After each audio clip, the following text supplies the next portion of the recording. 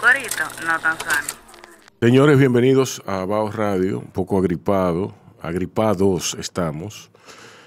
José Carlos Nazario nos visita, la primera entrevista del año. ¿Cómo está, José Carlos? Bien, feliz año. Feliz año. Muchas gracias por permitirme estar aquí. Tú tienes una exposición actualmente en el Museo de la Resistencia y lanzaste un libro. Háblame de eso. Sí, el pasado 15 de diciembre inauguramos Artefacto Manigua, que es una continuidad del proceso de artefactos que yo vengo presentando desde hace dos años anteriores. Y esta es particularmente el resultado de una investigación de un periodo histórico dominicano que va de 1899 a 1909.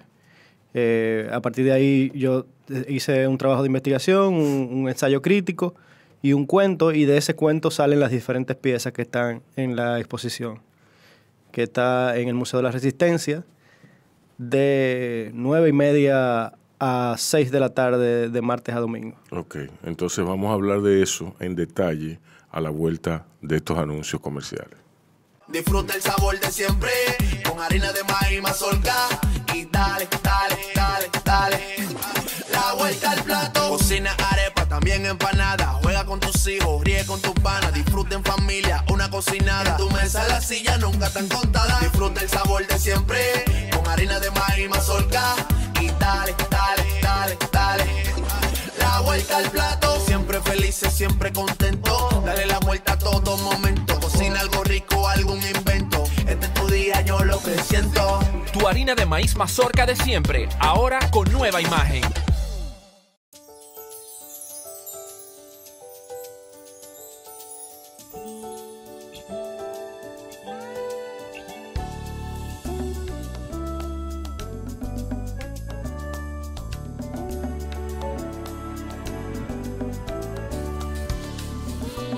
Los grandes valores se cultivan desde pequeños, así como el mejor arroz.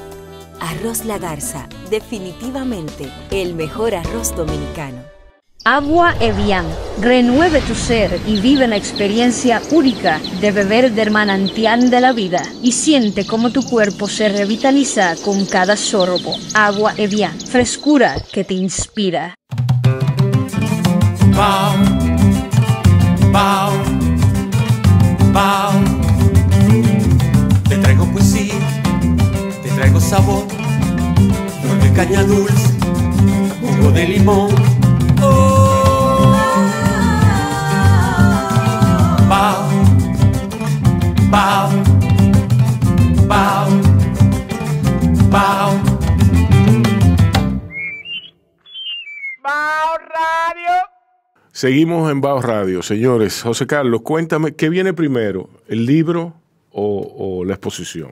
La exposición, por decirle un nombre. O sea, va en conjunto. O sea, sí. yo vengo trabajando las piezas. Tú sabes que yo tengo un ejercicio diario de trabajar arte visual. O sea, me siento Sí. todos los días.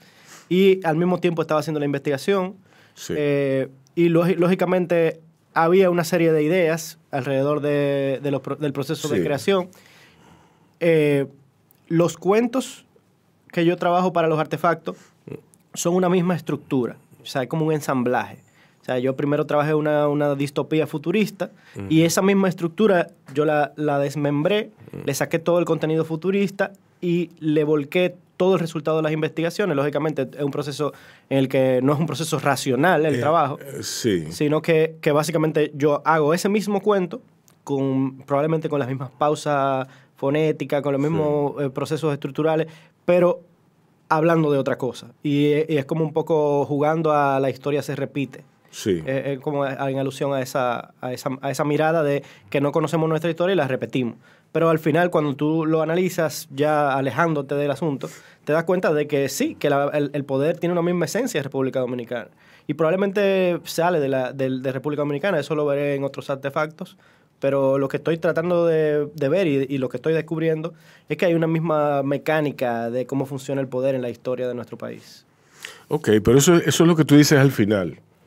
A mí me interesa tu proceso. Lo que pasa es que... Y sobre todo cuando veo ahora que es un proceso que ha crecido hacia todos lados, que ha sido muy abarcador y que es más largo. que es muchísimo. Tú dices que no es racional. Anterior. Que no es racional. No, tiene un proceso pero, racional. Sí, exacto. Las obras, la concepción de las obras no es racional porque yo paso por el método surrealista, que es automatismo. Sí. Pero anterior a eso, tengo 10 años de investigación y incluso podríamos decir de trabajo de campo, porque estuve en política Sí. y estuve trabajando con instituciones toda mi vida. Pero es como puntos de llegada de esas reflexiones. Sí. O sea, básicamente mi búsqueda personal y artística es entender el poder y cómo funciona sobre las personas. Entenderlo en torno a las prohibiciones, por ejemplo, en torno a las miradas económicas de su ejecución, en torno a las miradas culturales de su forma de operar sobre la gente.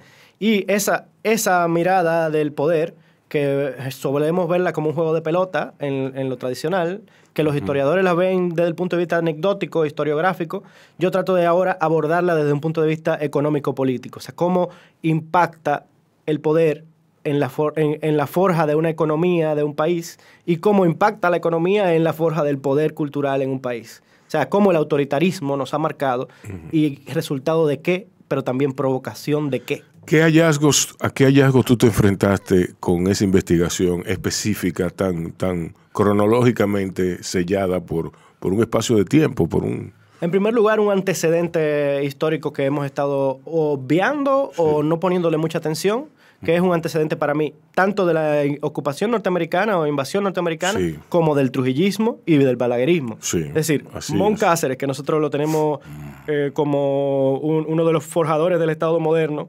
realmente fue un operador de una lógica de poder anterior, probablemente con el objetivo de borrarla, pero replicándola.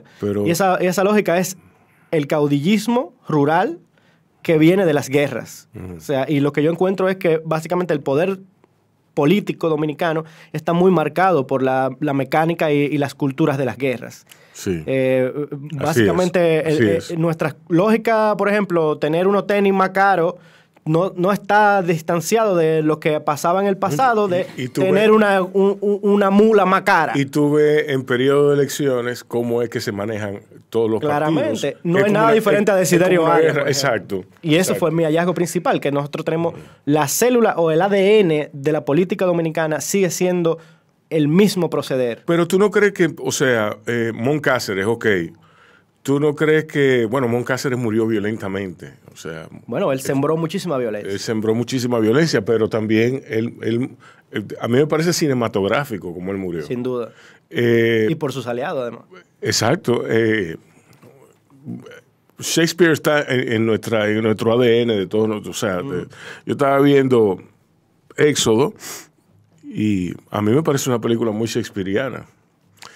Bueno, pero pues fuera de eso, ¿a ti no te parece que ese manejo de Mon Cáceres con respecto al poder,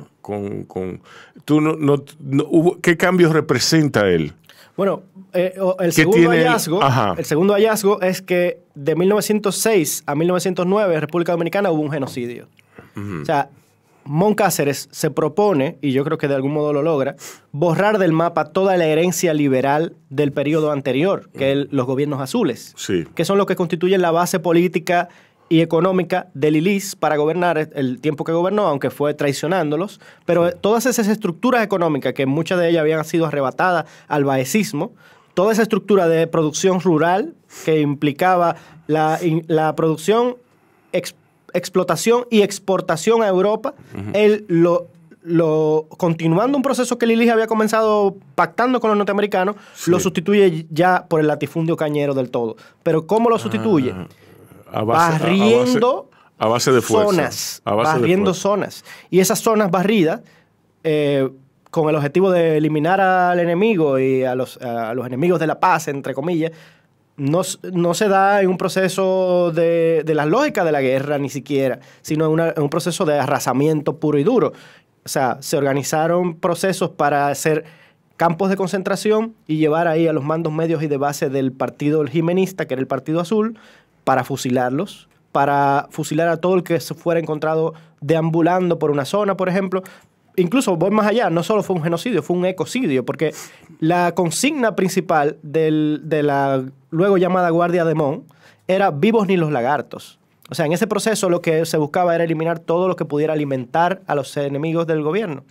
Y ahí entraba todos los sembrados, todos los animales, fueron o trasladados, robados, por cierto, o eliminados. Entonces todo, desde Montecristi hasta Villa Vázquez y Mao, o sea, todo ese triángulo fue arrasado completamente y él personalmente fue a la zona a dirigir ese proceso. Y luego, en el 2007, va al Congreso y dice, el único responsable de todo esto soy yo. Hagan lo que ustedes quieran. Wow.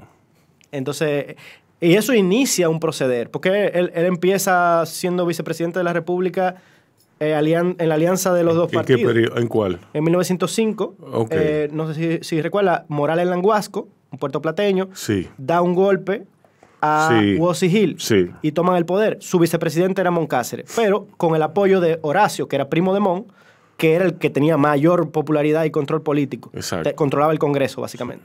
Entonces, o sea, todo ese periodo de 1899 a 1909 es de gobiernos cortos, porque ninguno tenía la capacidad de controlar, como lo hizo Lilis y como luego lo hizo Mon. Y entonces Mon tumba a Meme Cáceres, no, a Morales Languasco sin sacar un arma. O sea, los rodea. Todos sus ministros eran horacistas y llegó un momento en que él se tuvo que refugiar en la embajada norteamericana. Y cuando eso sucede, Mon comienza su periodo de limpieza, por decirlo de algún modo, y era eliminando al bando político contrario y estableciendo una serie de leyes que le daban el poder omnímodo al presidente de la República y que eliminaba la vicepresidencia y que dejaba sin funciones al Consejo de Estado. ¿La historia se repite? Siempre ha sido... al final es un mismo modelo. O sea, porque Balaguer... Trujillo fue así mismo. Sustituyó al Consejo de Estado por el anillo palaciego. Sí. Trujillo hizo lo mismo. Hizo lo mismo. Y el Congreso era un sello gomígrafo. Diablo. Ningún cambio, no ha cambiado nada. El bolsillo. Wow. Cambian las mecánicas, porque claro, no es lo mismo, no es lo mismo tener aserradero que tener socios del New York Bank. Exacto, sí. Que era lo que tenía Mon. No, pero bueno, diablo. Entonces, ¿cómo eso? Esa es la investigación, esa es la sabiduría pura y dura a que tú tienes acceso. Eso te toma 10 años. Bueno, eso me toma 2 años como investigación. 10 bueno, años de periodo de observación de lo sí. político y de cómo funciona. 2 años de investigación. Esos 2 Tomando años nota, implican tomar muchas notas, visitar autores, también tomar archivos. En el Archivo General de la Nación, muchísimos elementos como telegramas, consignas de guerrilleros, una serie de documentos que me parecieron interesantes, que no los empleo en ninguno de los procesos, ni en la exposición de arte, ni en el libro, sino que los uso para su promoción en las redes sociales. Pero esos documentos me sirven a mí para constatar cosas muy interesantes, como por ejemplo, esa herencia anti-yanqui de las supuestas izquierdas dominicanas o de los sectores liberales, no es una herencia anti-yanqui solo porque los yanquis eran un imperio, sino que implica otra versión. El imperio alemán, o por decirlo, o sea, el Kaiser Guillermo, tenía alianzas con el sector jimenista.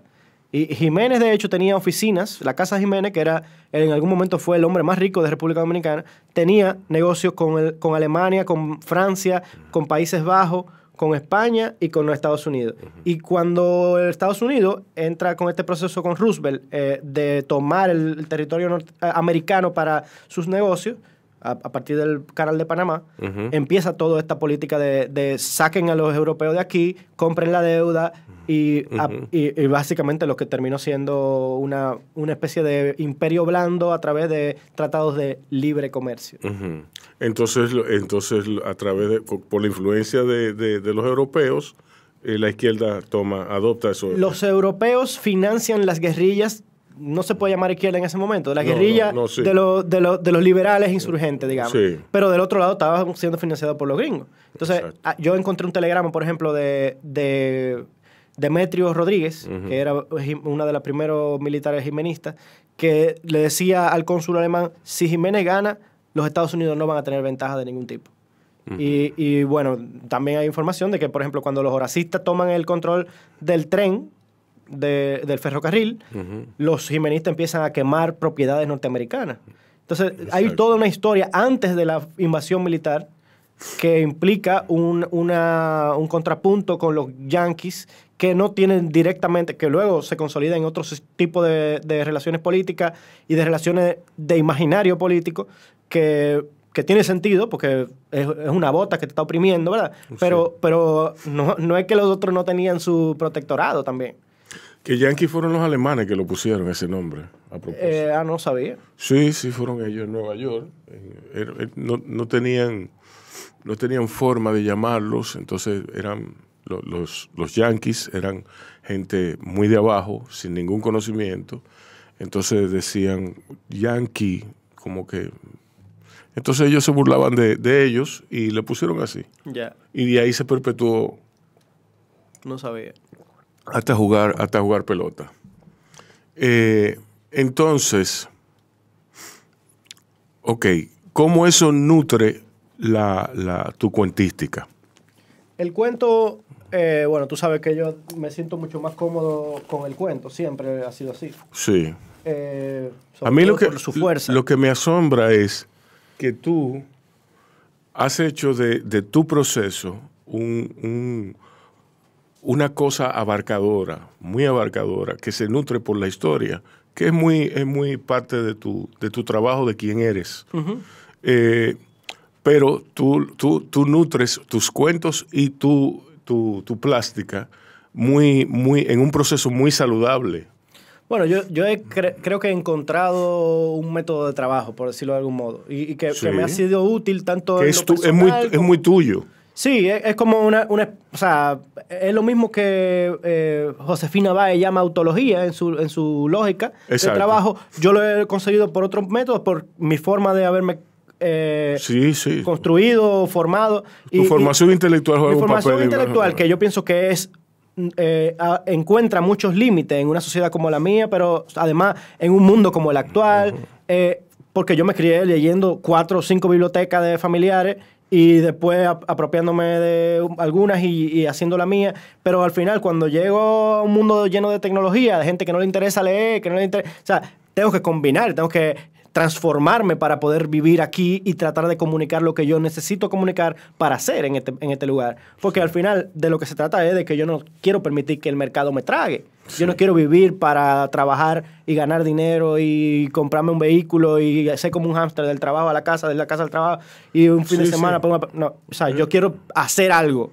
Y creo que, no sé si tengo el talento, creo que hasta ahora he venido cultivándolo.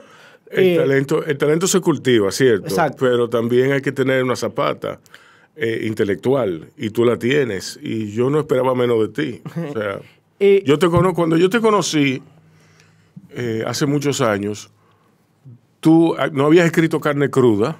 Uh-huh. Escribiste Carne Cruda, yo te dije que me parecía un intento muy saludable. A mí me gustó Carne Cruda. Yo no sé, pero pienso también, sin darme cuenta de la pormenorizada de qué pasó, que ese no era tu... No, y yo estaba dialogando con los géneros, dialogando con las tradiciones. Para después sentirte tranquilo. O sea, era como decir, bueno, aquí hay una puerta de entrada, necesito una llave. ¿Es esta? Intentando no es esta. llave. Bueno, esta abrió, pero se quedó medio forzada. Sí. Ok, funcionó. Carne Cruda, para mí, o sea, es un libro que hoy empecé a querer. O sea, ¿cómo? Hace poco. ¿De verdad? A querer. Sí, porque o sea, a pesar de que fue reeditado y que gusta mucho a mucha gente que respeto, o sea, es un libro que a mí me parecía que no estaba dialogando con mi forma de ver el mundo. Aunque estaban ya las búsquedas, ¿eh? O sea, ya yo veía el poder, cómo funciona la gente, sí, cómo funciona el colectivo. Pero no Carne Cruda, ¿tiene relación con Obsit? Bueno, Carne Cruda tiene unos cuentos sobre cómo el poder impacta en el individuo y esa es la búsqueda de Obsit. Sí. O sea, lógicamente lo hace desde otros lugares y lo hace desde unos ritmos un poco más ralentizados, desde la mirada del que yo era en ese momento, sí, básicamente. Sí, sí. Pero Carne Cruda, o sea, yo le tomé cariño pensando en que en algún momento tendré que sentarme a editarlo, cosa que no creo que haga nunca, porque yo miro para adelante. Pero... Sí. Pero así hay otros manuscritos por ahí sueltos que nunca publiqué y que realmente tienen para mí cierto valor, pero son parte de eso, de un proceso de construcción. y de una búsqueda que de hecho, como tú dijiste, yo creo que hoy ya se vuelve casi un método de trabajo, un método interdisciplinario. Casi un método, no, un método muy pormenorizado, muy riguroso. Bueno, no sé si el rigor sea la palabra porque precisamente implica una parte muy importante de renuncia al rigor, pero hay un rigor investigativo. Pero un rigor estético. Esa parte de renunciar al rigor implica que tú lo anterior lo abordas con mucho rigor y llega una etapa en que tú dices, yo no sé si por cansancio o porque tú ves el proyecto y dices lo necesita. Y tú conscientemente puedes decir, entonces, ya, no más rigor. Entonces, hay una eso sí es de método. hay una rigurosidad en abandonar el rigor. No, tú debes saber cómo... Realmente, yo te voy a confesar, o sea, cuando yo leí los manifiestos del surrealismo, yo vi ahí, en esos tigres que estaban entre la locura y la ideología. Sí, o sea, jugando a juntar a Freud con Marx. Ahí yo vi lo que me faltaba. O sea, ahí yo dije, o sea, que todo lo que yo busco en los mundos que trato de crear fuera, o sea, en el underground, cuando juego con mis cosas, con la naturaleza, con todo, yo lo puedo encontrar. O sea, todo lo que hay en los sueños, yo lo puedo encontrar a través de un método que esos tigres inventaron y que probablemente no tenga sentido si tú no tienes fe en eso, por cierto, pero que está ahí, que existe y que además tiene teoría, un montón de libros que hablan sobre eso y que nació además en una sesión de espiritismo. O sea, a mí me pareció como que me voló la cabeza y yo dije, o sea, aquí está todo. O sea, yo tengo la racionalidad de tener toda mi vida estudiando temas racionales. Y por otro lado, me viene esta vaina que está casi cerca de la magia. O sea, y para mí la poesía y la magia son hermanas de padre y madre, pero en otro plano. Sí. Mira, José Carlos,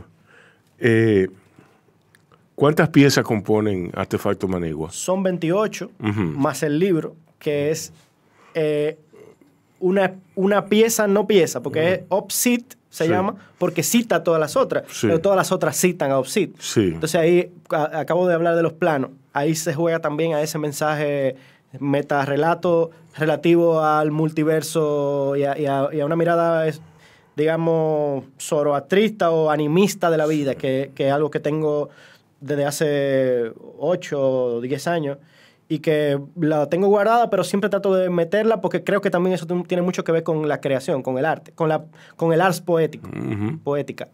En Dileque, en Artefacto Dileque, ¿tú escribiste un libro?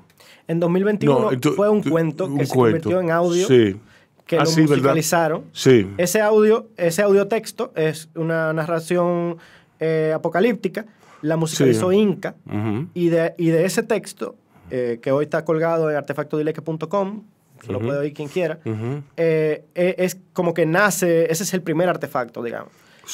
Pero artefacto que se descompone en diferentes piezas. Y entonces el 2 de este libro, el 2 Opsit, ese 2 es porque es el segundo artefacto. Y es el mismo cuento, pero ahora narrando este periodo histórico. Y en el futuro abordaré otro. O sea, de hecho, estoy ahora mismo dándome un tiempo para decidir si me voy en continuidad temporal y cojo la ocupación norteamericana o me voy a un periodo más adelante o más atrás. Todavía no lo he definido. Pero sí voy a seguir trabajando artefactos. Al mismo tiempo que trabajo mi cuentística, porque yo no paro de escribir mis cuentos fuera de esto. Pero siempre van a estar asociados a los artefactos. No, los que escribo diariamente no. Pero el trabajo de arte, por ahora quiero que esté asociado al artefacto. Así se salga, por ejemplo, en algún momento tendré que escribir un artefacto sobre la Segunda Guerra Mundial. Exacto. Porque al final el poder no es una cosa separada por las fronteras. El poder es una esencia de los seres humanos. Se cruza, sí, exacto. La dominación está en nosotros. Mira, José Carlos, a mí me alegra mucho ver el cuerpo que ha adoptado este proyecto junto con el futuro. Siempre hay que mirar para adelante, tú tienes razón. Dime, ¿hasta cuándo va a estar la exposición en el Museo de la Resistencia? Está pensada a durar hasta marzo, o sea, unos 3 meses. Sí. Ahí está abierta en el horario del museo. Sí. El libro está en venta en el museo y en Mamey, próximamente en las farmacias Carol. Ok, qué bien. Bueno, pues muchísimas gracias por haber venido. Bueno, muchas gracias a ti por invitarme. A ustedes cuídense y cuiden a otros. Comparte, recuerda darnos tu like y activar la campanita para notificaciones. Pasa la Navidad, pero no la lluvia, no el frío. Queda a esperar a que pase este año y venga otra vez la Navidad. A que mami me mande mensaje tras mensaje tras mensaje, me escriba en letras mayúsculas: ¿estás? ¿Por qué no viniste en esta Navidad? Ya ni le contesto, no sé. Se le olvida lo caro que es cruzar el charco en Navidad. Se le olvida que no soy yo sola, si somos 2. ¿Qué te digo? Me gustaría ir en Navidad. Nada que nada. Eso allá en Navidad, lo último de la matica. Por esos pasajes te cuestan un ojo en la cara y la costilla. Así que de momento me toca guayarme. No más alboroto, solo ajedrez y monopolio. No más Brugal ni sin más sabor navideño, pero sí Star Wars, Die Hard y champán. Cero estrenar un vestido en año nuevo, solo pantalón y sombrero. Pa' fuera el pastel en hoja. Bienvenido al Christmas pudding. Qué vaina ni más mala. Espero que la lluvia pase algún día, que pueda andar sin mojarme el pelo, sin tener a mami jodiendo con que si fue al salón, que por qué tengo esas uñas tan feas, que por qué tengo esas uñas tan feas, que por qué no planché la camisa antes de salir. La libertad, como todo, tiene su precio. Mi nombre es Carlina Veras. Esta es la novela La Mansa, publicada por la editorial argentina Equidistancias. Se trata de una mujer que vive su vida entre República Dominicana y Londres. Es un recuento de su vida entre el presente y el pasado. Es una mezcla entre poesía, diario y también anécdotas familiares y coloquiales. Yo les invito a que se unan al mundo de ella, que la descubran y a lo mejor descubren que ustedes también tienen un poquito de mansa. Lo pueden obtener en Amazon, en Londres, en la librería Calder, en Waterloo. También está en libros de pasaje en Argentina, está en la librería Dorian en Huelva, en España, y pronto estará en República Dominicana y en otras librerías latinoamericanas. Bao Media Group. Podcast. Coberturas. Documentales. Reserva tu espacio con nosotros. Escríbenos vía DM. Un corito no tan sano. Disfruta el sabor de siempre, con harina de maíz mazorca. Y dale, dale, dale, dale. La vuelta al plato. Cocina arepa, también empanada. Juega con tus hijos, ríe con tus panas. Disfruta en familia, una cocinada. En tu mesa la silla nunca tan contada. Disfruta el sabor de siempre, con harina de maíz mazorca. Y dale, dale, dale, dale. La vuelta al plato, siempre felices, siempre contento. Dale la vuelta a todo momento. Cocina algo rico, algún invento. Este es tu día, yo lo que siento. Tu harina de maíz mazorca de siempre, ahora con nueva imagen.